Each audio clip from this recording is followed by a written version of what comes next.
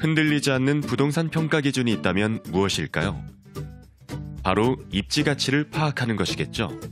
그래서 부동산은 첫째도 입지, 둘째도 입지, 셋째도 입지라 합니다. 그렇다면 어떤 입지에 주목해야 할까요? 미래 가치가 높아지는 입지에 주목해야겠지요. 가치 투자의 최고봉 워런 버핏은 이렇게 이야기합니다. 10년 이상 보유할 주식이 아니라면 단 10분도 갖고 있지 말라고 말이죠. 내 집 마련도 같습니다. 10년 이상 거주할 만한 가치가 없는 부동산은 매수해서는 안 되는 것이죠. 실거주도 결국 투자입니다. 결국 부동산을 매수한다는 것은 10년 후의 가치에 투자하는 것입니다. RH 코리아의 대한민국 부동산 투자 3부작. 대한민국 부동산 투자. 서울 부동산의 미래. 서울이 아니어도 오를 것은 오른다. 부동산 의사결정에 필요한 여러분만의 확실한 인사이트를 제공해 드릴 겁니다. 대한민국 부동산 투자 3부작. 바로 여러분의 10년을 함께할 책입니다.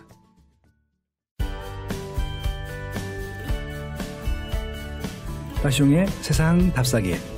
안녕하세요, 빠숑입니다.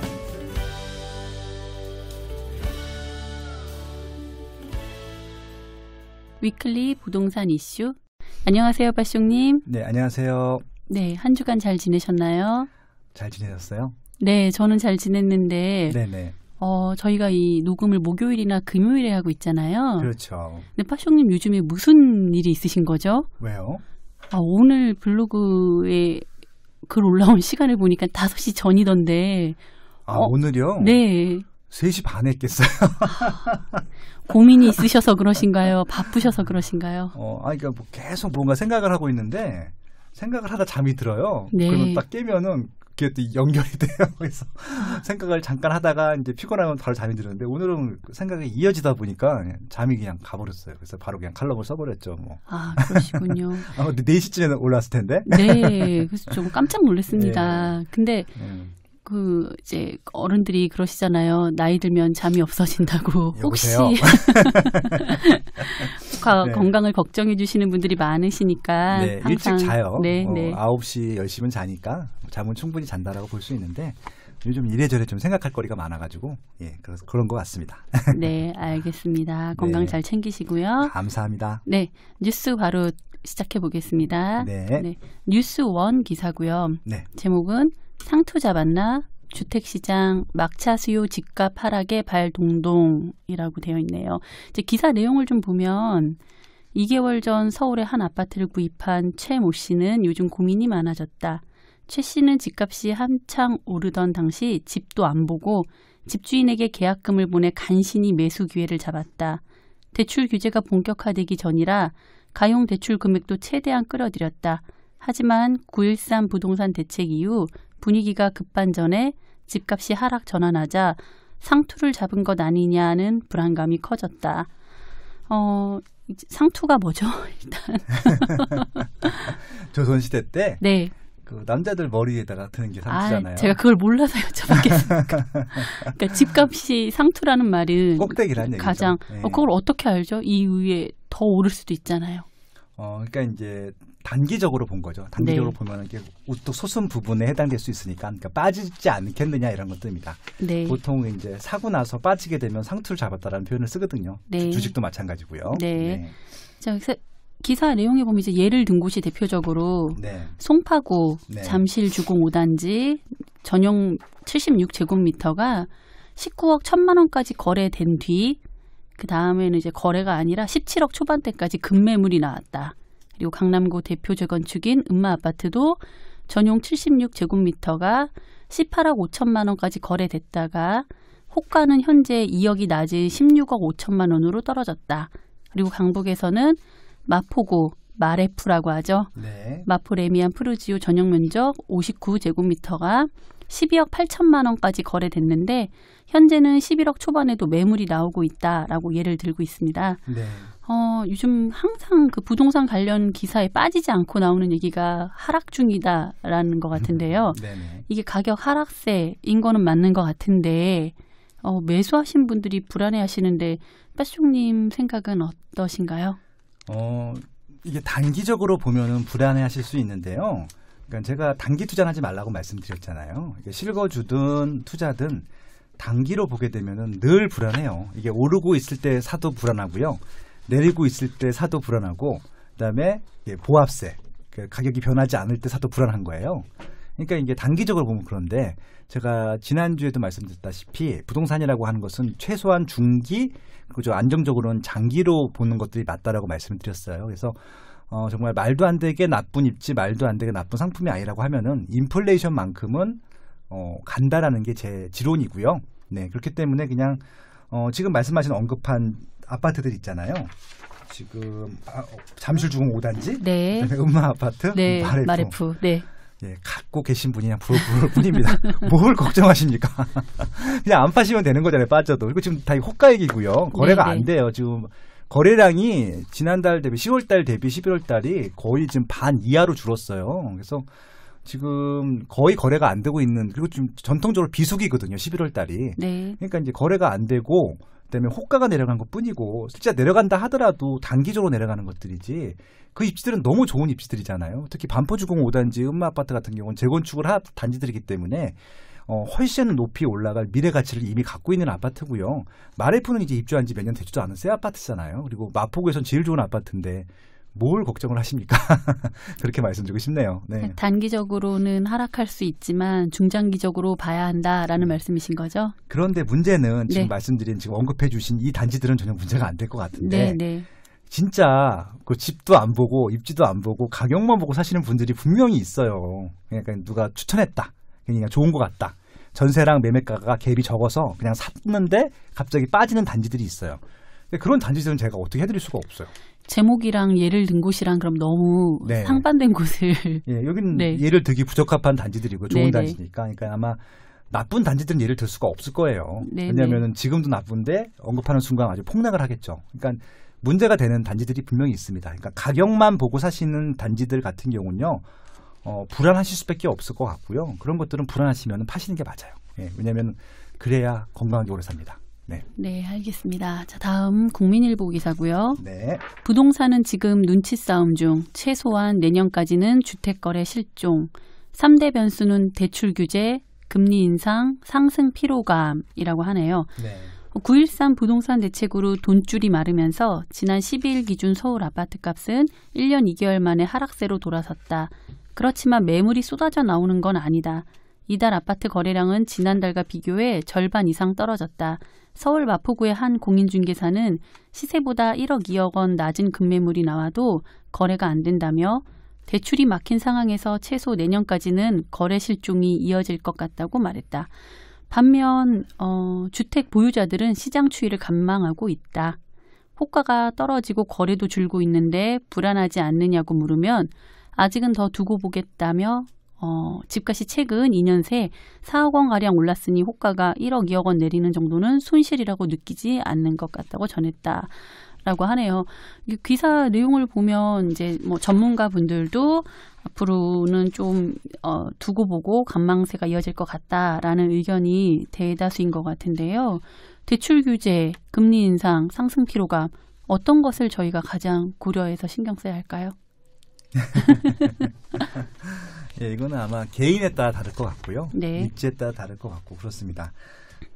그리고 부동산은 제일 중요한 게 일단은 입지가 제일 중요할 것 같고 상품 그리고 상품력이라고 하는 것은 결국 가격으로 기결될 텐데 그런 것들이 중요합니다. 근데 이제 그런 것들이 문제가 되시는 분들 같은 경우는 좀 이제 상승 피로감이 더한 것들이죠. 그러니까 이제 장기적으로 보면 문제가 안 될 텐데 이것도 마찬가지로 지금 거래가 안 되고 있기 때문에 이렇게 문제가 되는 것들이잖아요. 근데 이제 거래가 안 되는 이유 중에 가장 큰 이유 3개가 지금 대출 규제, 네. 9.13 대책으로 인한 대출 규제 때문에 지금 추가 대출이 안 되기 때문에 매수를 할 수 없다라는 이유가 또 있고요. 그다음에 이제 금리가 지금 뭐 오른 건 아닌데 실질적으로 지금 은행에서 막 올리고 있어요. 실질적으로. 네. 그래서 이제 또 내년엔 더 올릴 거라고 하는 왜냐하면 미국 금리가 올라가고 있기 때문에 그런 것들이 예상이 되기 때문에 지금부터는 대출 받아서 이자 부담이 좀 더 심해질 것이다. 원금과 이자를 한꺼번에 갚아야 되는 경우는 더 심해질 것이다. 뭐 그런 것들이고요.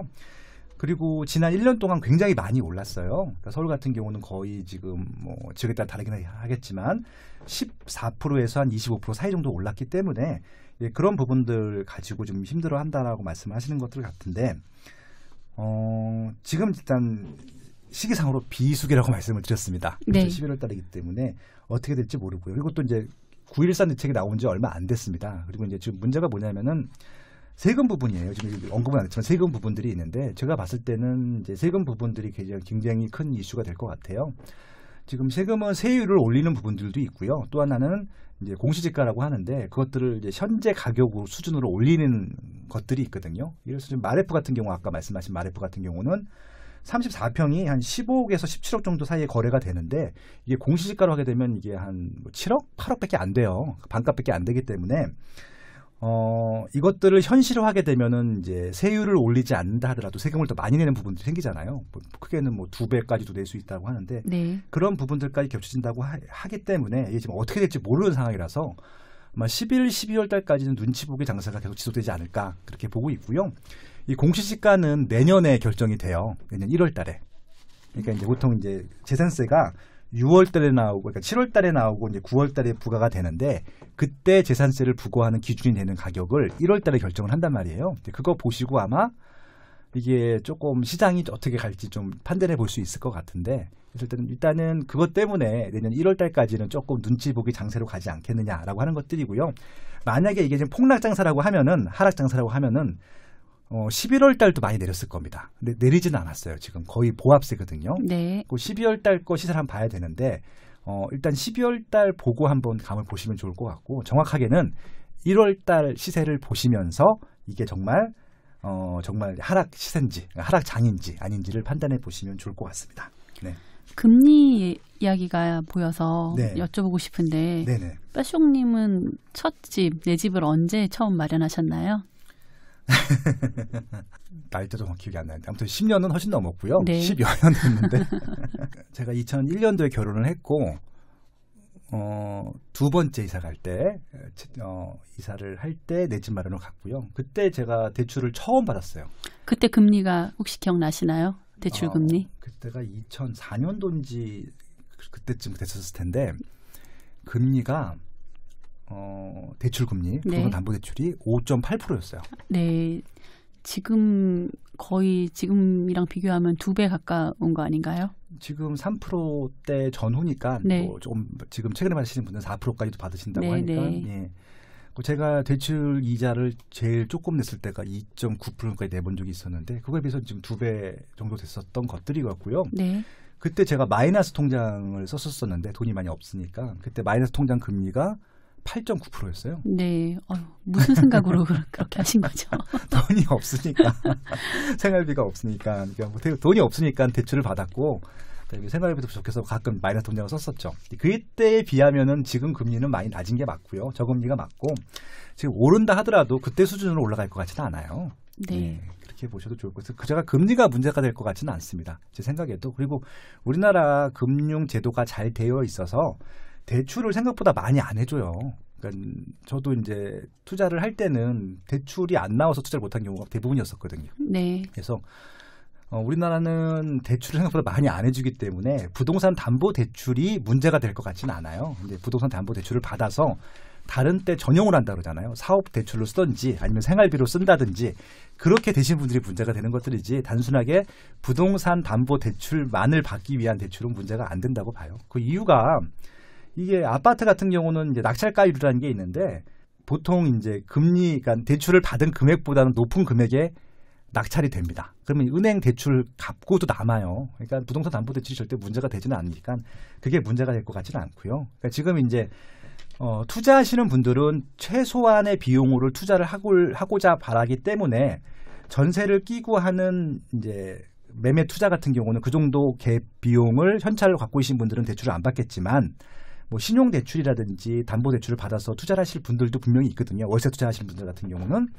그런 분들한테는 이제 문제가 될 수 있기 때문에 그런 부분들 때문에 주택 거래량이 준 거는 맞아요. 왜냐하면은 부동산 거래라는 게 실거주 수요만 있는 게 아니거든요. 네. 실거주 수요 플러스 투자 수요가 있는데 투자 수요만큼은 좀 빠진 것들이고요. 그리고 또 투자 수요가 빠지게 되면 또 재밌는 것은 뭐냐면은 실수요도 같이 빠져요.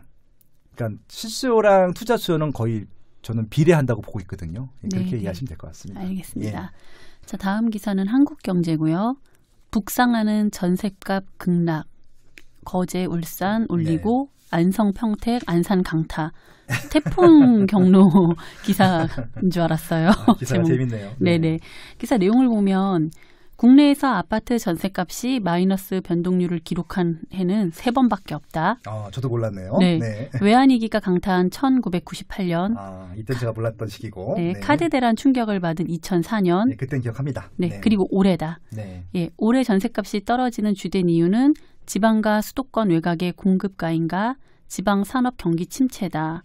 그래서 예를 든 도시가 이제 거제시가 있고요. 네. 그다음에 거제 근처에 있는 이제 울산 네. 전셋값 이야기가 나왔고요. 네. 그다음에 충청도로 넘어와선 충남 서산시 아파트, 네. 충북 충주 지역 아파트, 네. 그리고 수도권에선 경기, 평택, 안산, 안성 등 전셋값 하락이 두드러진다라고 이제 기사 내용이 있습니다.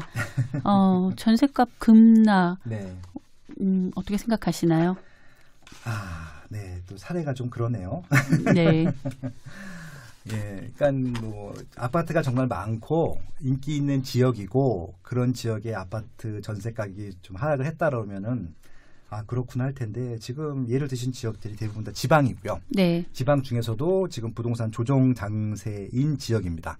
매매가가 빠지기 때문에 전세가가 빠지는 것들은 좀 뭐 당연하다고 생각을 하고 있어요. 그래서 네.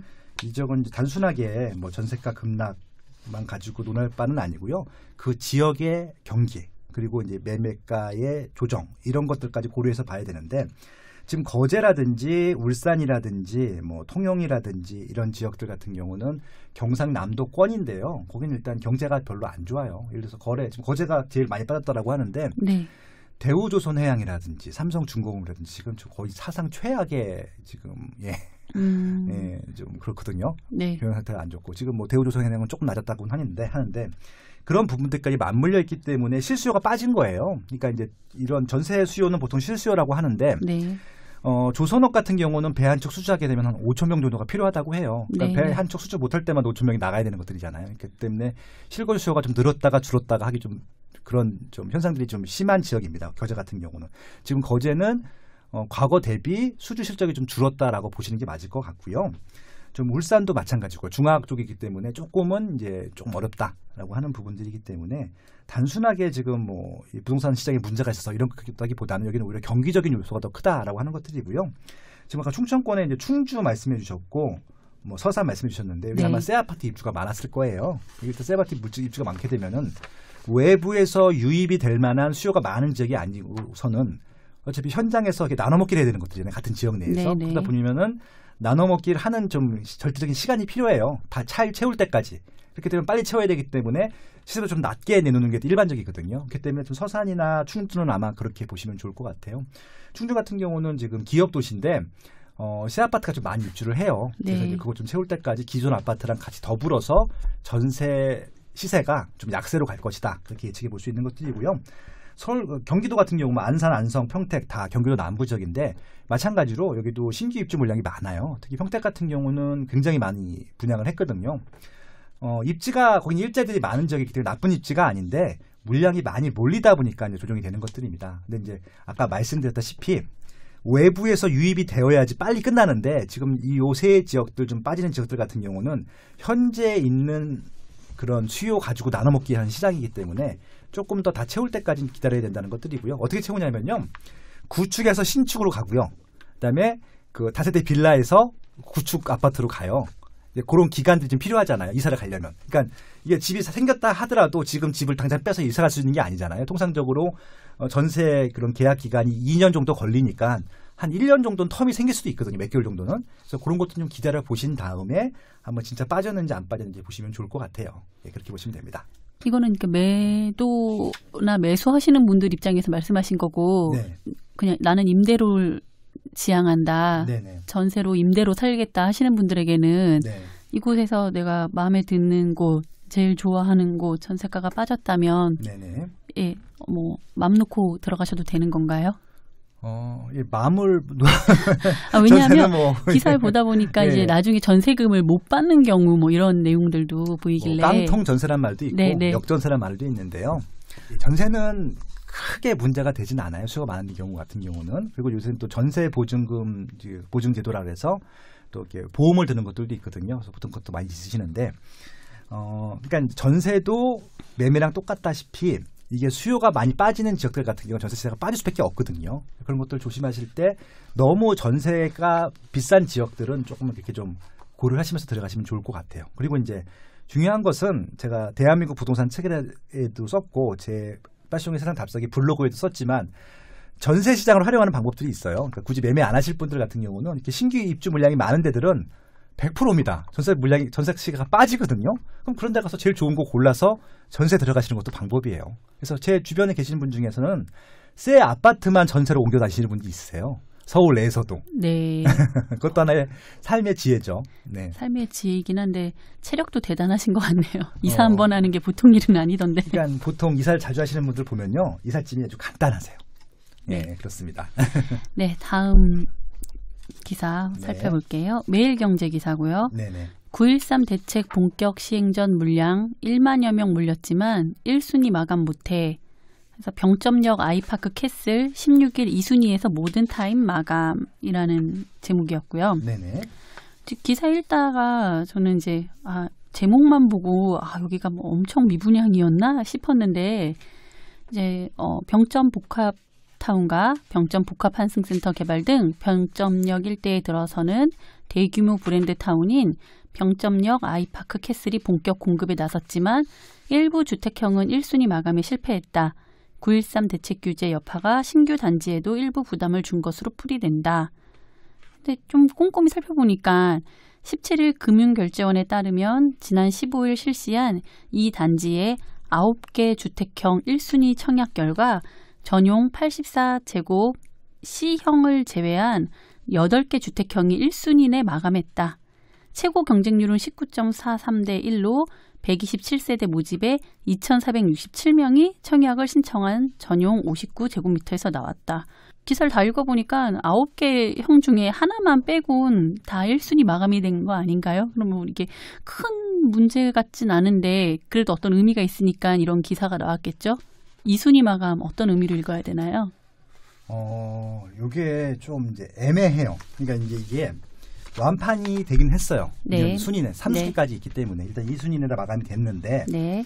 1순위 마감이 안 됐다고 하는 것은 이 해당 지역 내에 당해라고 하는데 그러니까 화성이 거잖아요. 병점이니까. 네. 이 화성 내에서 1순위 통장을 쓰기에 이게 좀 수요가 부족했다라고 볼 수 있고요. 하지만 이제 여기는 이제 그 비조정 대상 지역이기 때문에 투자자들까지 해서 2순위까지는 다 들어갔다는 얘기거든요.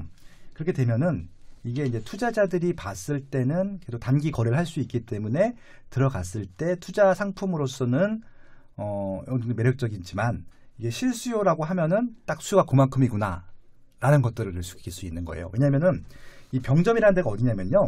그 1호선 병점역이 있어요. 그러니까 이제 그 화성에 동탄 신도시가 1기 신도시가 있고 2기 신도시가 있는데 동탄 1기 신도시 바로 옆이에요.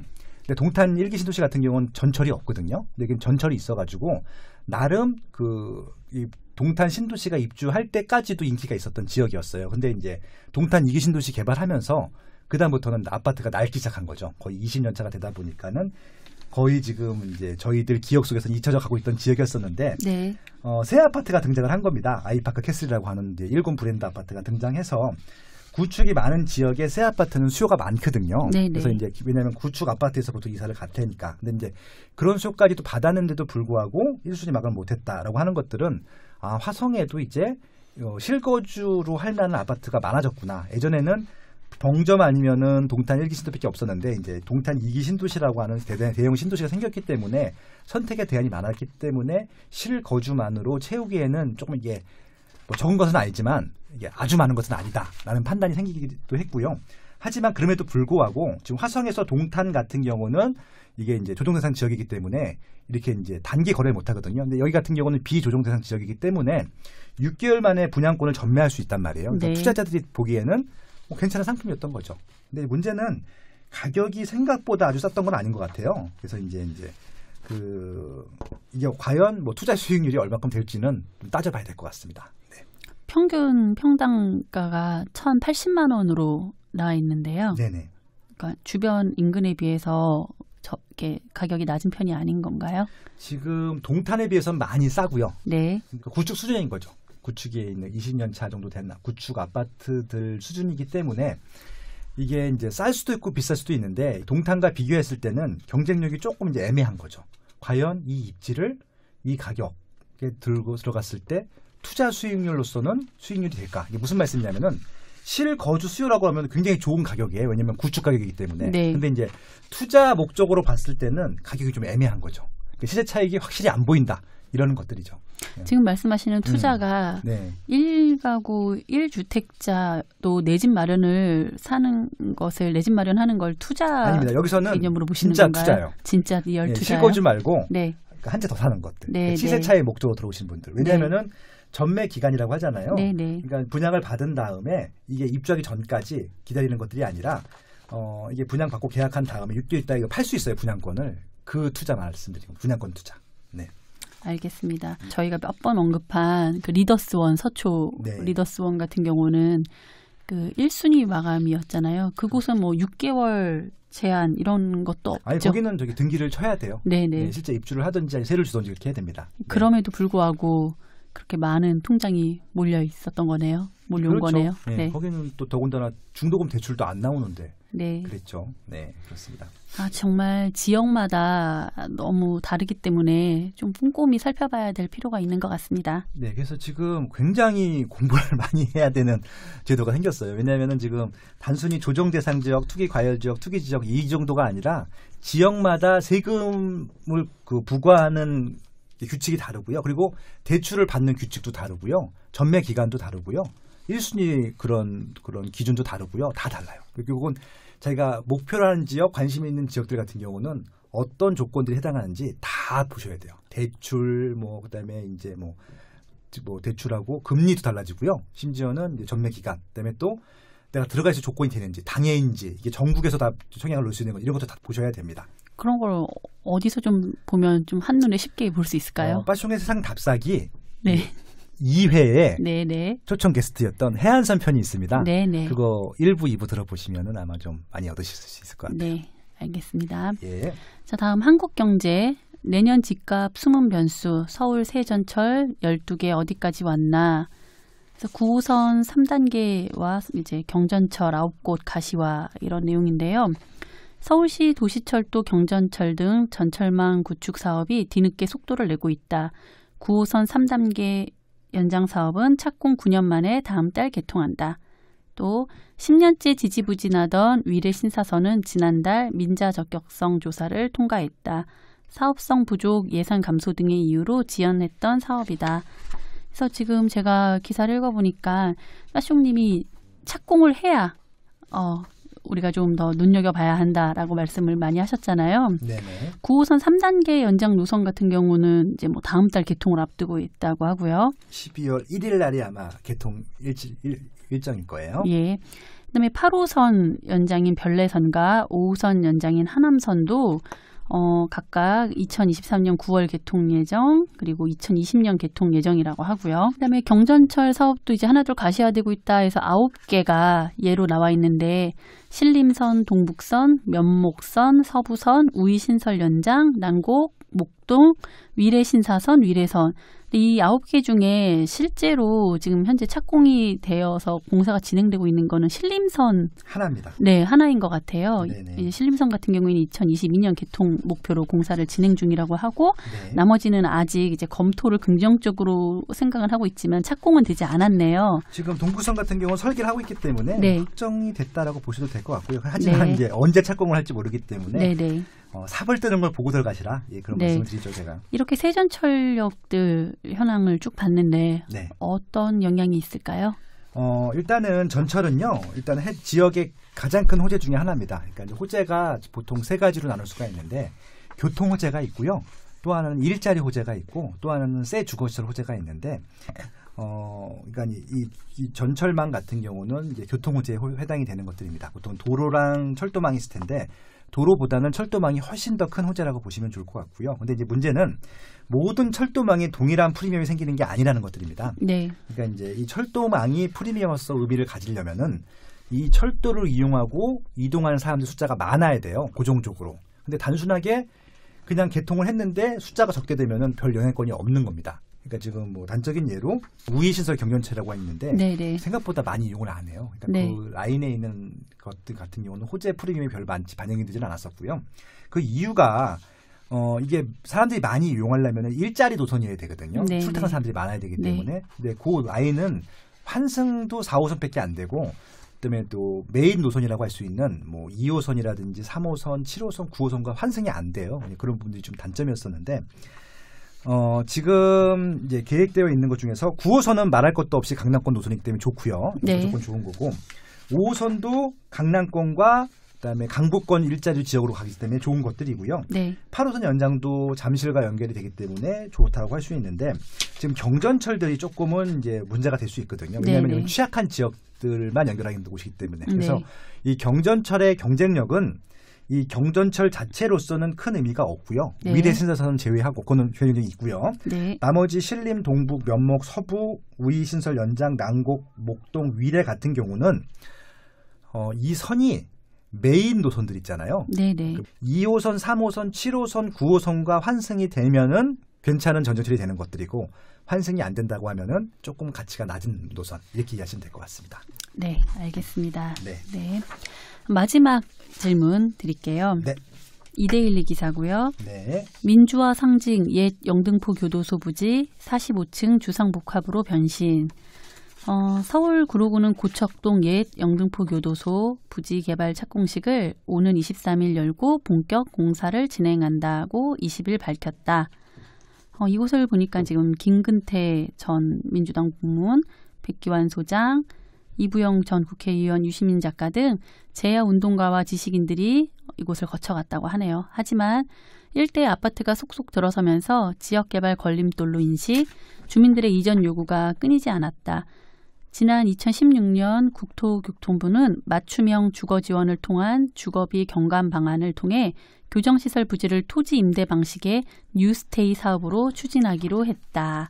뉴스테이 되게 오랜만에 들어보는 말이네요. 네. 기사 좀 끝까지 읽어보니까 규모가 꽤 큰가 봐요. 6개 동의 주상복합이랑 5개 동 아파트 그리고 복합행정타운도 조성된다고 하는데요. 쇼핑몰이랑 함께. 네네.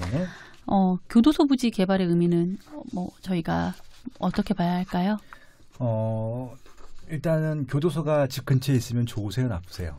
무서울 것 같긴 해요. 네. 그 집 옆에 살고 싶으세요? 아니면 안 살고 싶으세요?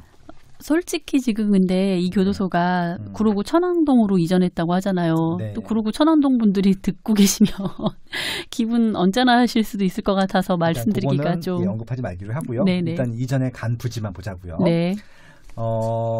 네. 그러니까 보통 사람들이 싫어하시죠. 네네. 그러니까 혐오 시설이라는 게 있어요. 이게 네. 좀 뭐 사람이 못 살 공간은 아닌데 그것이 있으면은 조금 주거 지역으로서 조금 가치가 낮아지는 시설들이 있습니다. 그래서 이제 술집 많은 것도 싫어하시고, 네. 교도소도 마찬가지고, 네.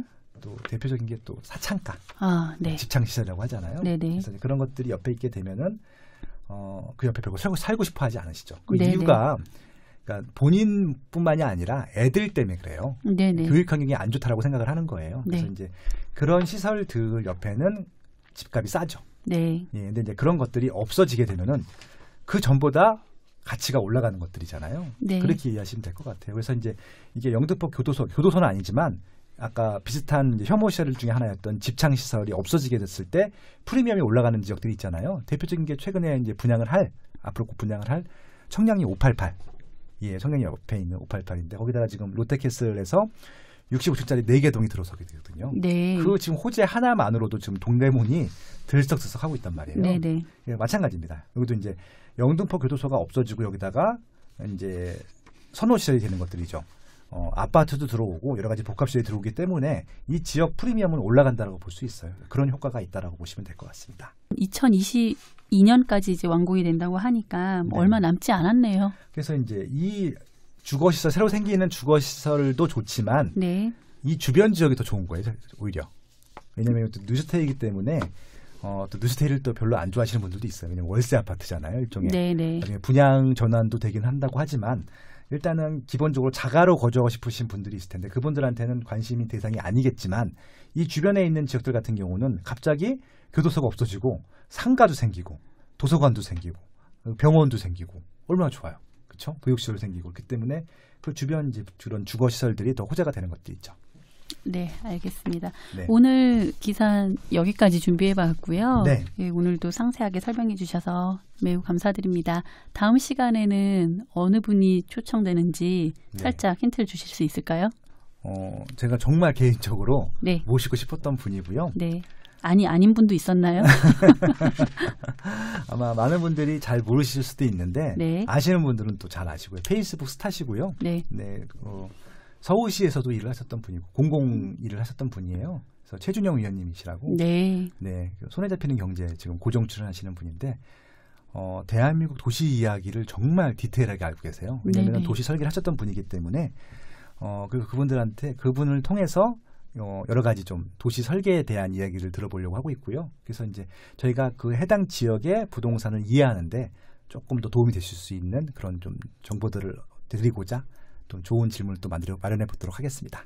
네, 그럼 다음 시간도 기대하고 있겠습니다. 네. 쌀쌀한 날씨 감기 조심하시고요. 네, 송 PD님도 건강하세요. 네, 다음 시간에 뵙겠습니다. 네, 고맙습니다. 네. 나숑의 세상 답사기.